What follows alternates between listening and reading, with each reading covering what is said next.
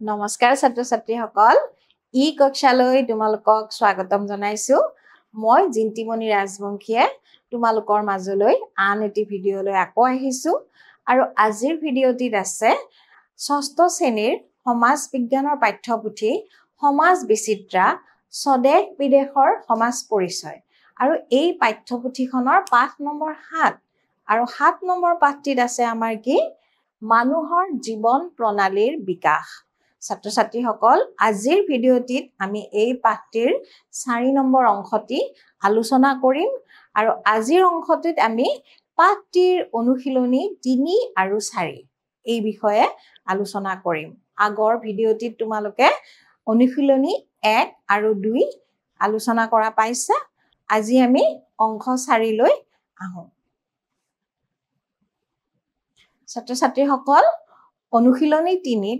প্ৰথম প্ৰশ্নটো আছে যে আদিম মানুহে কেতিয়াৰে পৰা স্থায়ীভাৱে বসবাস কৰিবলৈ ললে ছাত্ৰ ছাত্ৰীসকল আদিম লোকসকলে কেতিয়াৰ পৰানো স্থায়ীভাৱে বসবাস কৰিবলৈ ললে তেওঁলোকে আগতেতো যাযাবৰী জীৱন যাপন কৰিছিল ইঠাইৰ পৰা আন ঠাইলৈ ঘূৰি ফুৰিছিল কেতিয়াৰ পৰানো তেওঁলোকে স্থায়ীভাৱে বসতি কৰিবলৈ ললে আহাচোন উত্তৰটো কি দিয়া গৈছে আদিম লোকসকলে খেতিৰ আৰম্ভণি কৰাৰ পিছত খেতি-বাতিবোৰ জীৱ-জন্তুৰ পৰা ৰক্ষা কৰিবলৈ খেতি খোলাৰ ওচৰতে স্থায়ীভাৱে বসবাস কৰিবলৈ লৈছিল ছাত্ৰ-ছাত্ৰীসকল যেতিয়া আদিম লোকসকলে যেতিয়া খেতি কৰিবলৈ শিকিলে আৰু সেই খেতিবোৰ জীৱ-জন্তুৰ পৰা ৰক্ষা কৰিবৰ কাৰণে তেওঁলোকে য'ত খেতি কৰিছিল তাৰ ওচৰতে স্থায়ীভাৱে বসবাস কৰিবলৈ লৈছিল আৰু তেতিয়াৰে পৰা হয়তো স্থায়ী বসতি আৰম্ভ হৈছিল ইয়াৰ পিছৰ প্ৰশ্নটি আছে বৰ্তমান সময়তো খাদ্য সংগ্ৰহ আৰু শিকাৰ কৰি জীৱন নিৰ্বাহ কৰা জনগোষ্ঠী এটাৰ নাম লিখা ছাত্ৰ-ছাত্ৰীসকল আগতেতো আদিম লোকসকলে কি কৰিছিলে শিকাৰ কৰি খাদ্য সংগ্ৰহ কৰিছিল নহয়নে কিন্তু এতিয়া আমাৰ লোকসকলে আমাৰ মানুহসকলে কি নকৰো আমি শিকাৰ কৰি খাদ্য সংগ্ৰহ নকৰো কিন্তু বৰ্তমান সময়তো কিন্তু এটা জনগোষ্ঠী আছে যিটোই নেকি কি কৰে এতিয়াও শিকাৰ কৰি খাদ্য সংগ্ৰহ কৰে আৰু ছাত্ৰ-ছাত্ৰীসকল তোমালোকে হেতু নিশ্চয় জানা যে সেই জনগোষ্ঠীটো হৈছে আন্দামান নিকোবৰ দ্বীপপুঞ্জত বাস কৰা জাৰুৱা নামৰ জনগোষ্ঠী ছাত্ৰ-ছাত্ৰীসকল তোমালোকে মনত ৰাখিবা আন্দামান নিকোবৰ দ্বীপপুঞ্জত বাস কৰা জাৰুৱা নামৰ জনগোষ্ঠীটোৱে কিন্তু এতিয়াও কি কৰে খাদ্য সংগ্ৰহৰ কাৰণে শিকাৰ কৰে তেওঁলোক এতিয়াও আৰু তেওঁলোক ক'ত থাকে আন্দামান নিকোবৰ দ্বীপপুঞ্জত আৰু তেওঁলোকৰ জনগোষ্ঠীটোৰ নাম হৈছে জাৰুৱা মনত ৰাখিবা ছাত্ৰ-ছাত্ৰীসকল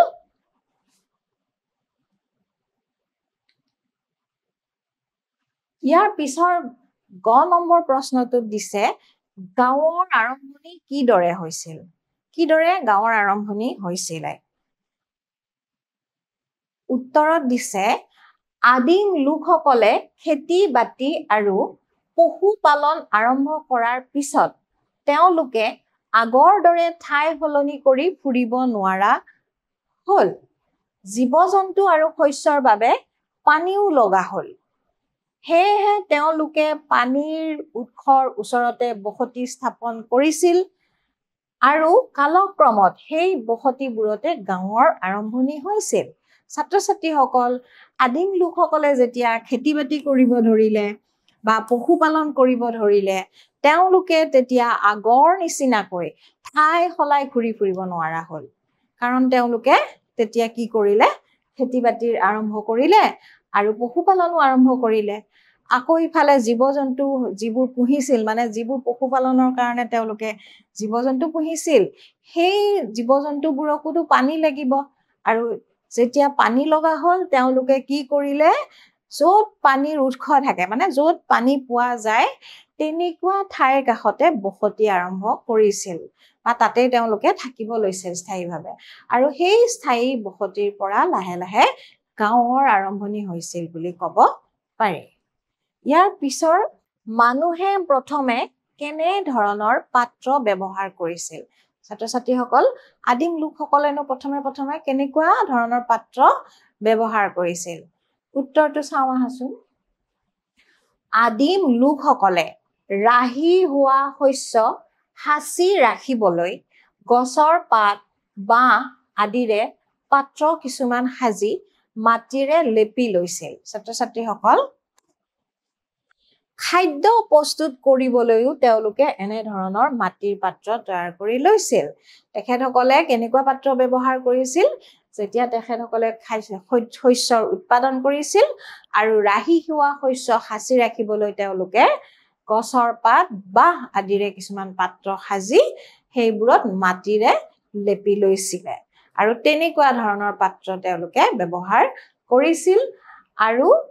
খাদ্য প্ৰস্তুত কৰিবলৈও তেওঁলোকে তেনেকুৱা ধৰণৰে কিছুমান পাত্ৰ তৈয়াৰ কৰি লৈছিল ইয়াৰ পিছৰ 9 নম্বৰ প্ৰশ্নটোত আছে চকাৰ ব্যৱহাৰে আদিম মানুহৰ জীৱনত কেনে প্ৰভাৱ পেলাইছিল চকাৰ ব্যৱহাৰে আদিম মানুহৰ জীৱনতনো কেনে প্ৰভাৱ পেলাইছিল ইয়াৰ উত্তৰটো আছে চকাৰ ব্যৱহাৰে আদিম মানুহৰ জীৱনত অভূতপূৰ্ব প্ৰভাৱ পেলাইছিল ছাত্ৰ ছাত্ৰীসকল কেনেকুৱা প্ৰভাৱ পেলাইছিল অভূতপূৰ্ব চকা ব্যৱহাৰ কৰি তেওঁলোকে মাটিৰ পাত্ৰ মসৃণকৈ সাজিব পাৰিছিল পাছলৈ তেওঁলোকে চকাৰ সহায়ত বস্তুৰ আদান প্ৰদান আৰু যাতায়াতৰ ক্ষেত্ৰতো তেওঁলোকে ব্যৱহাৰ কৰিছিল ফলত তেওঁলোকৰ কষ্ট আৰু সময় দুয়োটাই ৰাহি হৈছিল ছাত্ৰ ছাত্ৰীসকল চকাৰ ব্যৱহাৰে কিন্তু আদিম লোকসকলৰ জীৱনলৈ অভূতপূৰ্ব পৰিৱৰ্তন আনিছিল তেওঁলোকে মাটিৰ পাত্ৰবোৰ চকাৰ সহায়ত মসৃণকৈ সাজিব পাৰিছিল তেওঁলোকে যাতায়াতৰ বাবে তেওঁলোকে চকা ব্যৱহাৰ কৰিব পাৰিছিল তাৰ পিছত তেওঁলোকে কি কৰিছিল বস্তুবোৰ অনা নিয়া কৰাৰ কাৰণেও চকা ব্যৱহাৰ কৰিছিল আৰু এই চকাৰ ব্যৱহাৰে তেওঁলোকৰ কষ্ট আৰু সময় দুইটাই কি কৰিছিল ৰাহি কৰিছিল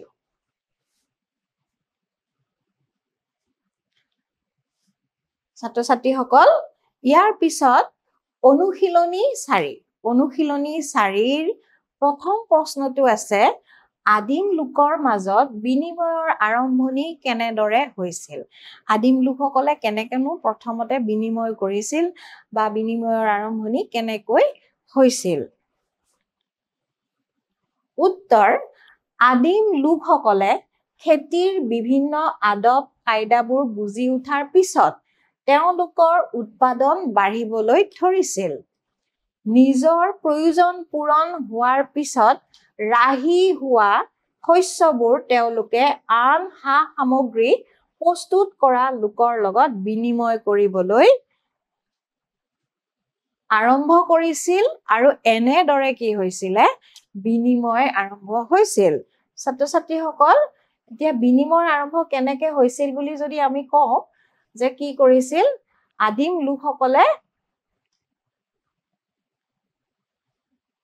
আদিম লোকসকলৰ যেতিয়া তেওঁলোকে যেতিয়া শস্য উৎপাদনৰ আদব কায়দাবোৰ বুজি উঠিছিল আৰু বুজি উঠাৰ পিছত তেওঁলোকে কি কৰিছিল শস্য বেছিকৈ উৎপাদন কৰিব পাৰিছিল আৰু শস্য যেতিয়া বেছিকৈ উৎপাদন কৰিছিল তেওঁলোকে নিজৰ খাদ্য হিচাপেটো ব্যৱহাৰ কৰিছিল তাৰ উপৰি আৰু শস্য তেওঁলোকৰ ৰাহি হৈছিল আৰু সেই ৰাহি হোৱা শস্যখিনি তেওঁলোকে কি কৰিছিল তেওঁলোকে আন সামগ্ৰী প্ৰস্তুত কৰা লোকৰ লগত বিনিময় কৰি লৈছিল আৰু এনেদৰে কি হৈছিল বিনিময়ৰ আৰম্ভ হৈছিল ইয়াৰ পিছৰ প্ৰশ্নটো আছে অতীতত প্ৰথম বাণিজ্য কেন্দ্ৰবোৰ কিদৰে গঢ়ি উঠিছিল উত্তৰত আছে আদিম লোকসকলে সামগ্ৰী বিনিময় আৰম্ভ কৰাৰ পিছত তেওঁলোকে লাহে লাহে বিনিময়ৰ কাৰণে কেতবোৰ কুশল ঠাই বাছি লৈছিল সেই ঠাইবোৰেই পাছলৈ ব্যৱসায়ৰ কেন্দ্ৰ হিচাপে গঢ়ি উঠিছিল ছাত্ৰ ছাত্ৰীসকল আদিম লোকসকলে যে বিনিময় আৰম্ভ কৰিছিল তেওঁলোকৰ ৰাহি হোৱা শস্যখিনি তেওঁলোকে কি কৰিছিল আনৰ লগত বেলেগ বেলেগ সামগ্ৰীৰ বিনিময়ত আদান প্ৰদান কৰিছিল আৰু যে এনেদৰে বিনিময় কৰোতে তেওঁলোকে কি কৰিছিলে তেওঁলোকে বস্তুবোৰ বিনিময় কৰিবৰ কাৰণে এখন সুচল ঠাই বাছি লৈছিল সুচল মানে যিখন ঠাইত তেওঁলোকে আদান প্ৰদান কৰাৰ কাৰণে সুবিধা পাইছিলে আৰু সেই সুচল ঠাইবোৰে লাহে লাহে কি হৈছিলে বাণিজ্য কেন্দ্ৰ হিচাপে গঢ়ি উঠিছিল আৰু সেইবোৰে পিছলৈ কি হৈছিলে বাণিজ্য কেন্দ্ৰ হিচাপে গঢ় লৈ উঠিছিল ইয়াৰ পিছত ৩ নম্বৰ প্ৰশ্নটিত আছে আদিম যুগৰ অৱশিষ্ট উদ্ধাৰ হোৱা ভাৰতৰ কেইখনমান ঠাইৰ নাম উল্লেখ কৰা ছাত্ৰ-ছাত্ৰীসকল আদিম যুগৰ অৱশিষ্টসমূহ বিভিন্ন ঠাইত উদ্ধাৰ হৈছে আৰু আমাৰ ভাৰতবৰ্ষৰো বিভিন্ন ঠাইত আদিম যুগৰ অৱশিষ্টবোৰ পোৱা গৈছে তেনেকুৱা কেইখনমান ঠাইৰ নাম আমাক সুধিছে আৰু আমি এতিয়া উত্তৰটোলৈ আহিছো আদিম যুগৰ অৱশিষ্ট উদ্ধাৰ হোৱা ভাৰতৰ কেইখনমান ঠাই আমি ইয়াতে দিছো তলত উল্লেখ কৰা হৈছে আহাচোন আমি চাওঁ আমি ১ নম্বৰত দিছো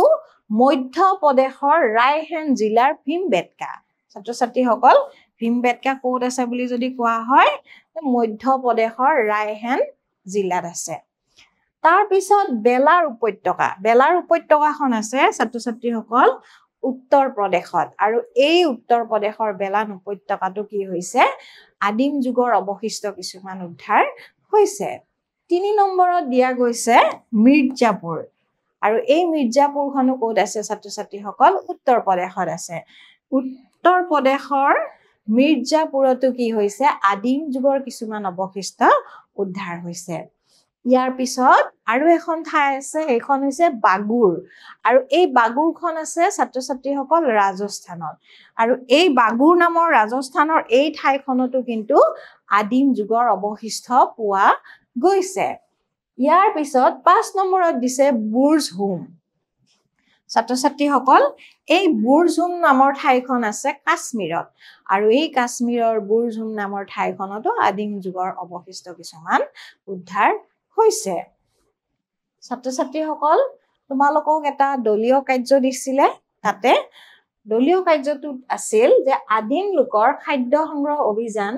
আদিম মানুহৰ জীৱন ভিত্তিত পাঠটোত দিয়া একোটা বিষয়ৰ একোখন তোমালোকে ছবি আঁকিব লাগে আদিম লোকৰ বিভিন্ন জীৱন ভিত্তিত কথাবোৰ আমি এই পাঠটোত পঢ়ি আহিলো তাৰে ভিতৰত তোমালোকে নিজৰ ইচ্ছামতে এখন ছবি অংকন কৰিব পাৰা আৰু মই তোমালোকক উদাহৰণ হিচাপে ইয়াতে আদিম লোকসকলে কেনেদৰে পশুপালন কৰিছিল সেই ছবিখন ইয়াতে দিছো তোমালোকে আদিম লোকসকলে কেনেদৰে শিকাৰ কৰিছিল বা তেওঁলোকে কেনেদৰে খেতি কৰিছিল তেওঁলোকে কেনেদৰে খাদ্য সংগ্ৰহ কৰিছিল এনেকুৱা ভিন ভিন ধৰণৰ ছবি অংকন কৰিব পাৰা মই তোমালোকক উদাহৰণ হিচাপে আদিম লোকসকলৰ পশুপালনৰ এখন ছবি ইয়াতে দেখুৱাই দিছো আৰু ছাত্ৰ-ছাত্ৰীসকল আমাৰ এই পাঠটিৰ আটাইকেইটা অংশ ইমানতে শেষ হ'ল আৰু পুনৰ নতুন পাঠ এটিলৈ মই তোমালোকৰ মাজলৈ আকৌ আহিম আজিলৈ এৰিছো দেই ধন্যবাদ